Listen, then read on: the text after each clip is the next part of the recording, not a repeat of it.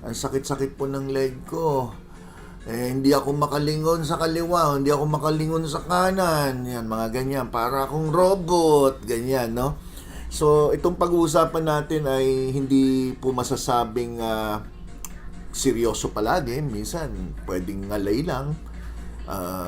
Mali lang yung unan na ginamit. Medyo napakataas o kaya napakababa ng unan.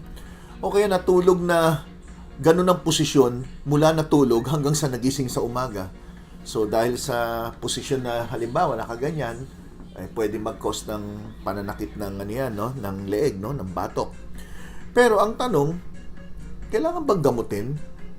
Kadalasan yung mga mild or sinasabi natin bahagya lang na kirot, pahinga lang ng mga ilang araw. Kadalasan sa loob ng 3-4 na araw, medyo okay na. But may mga sakit ng batok na dapat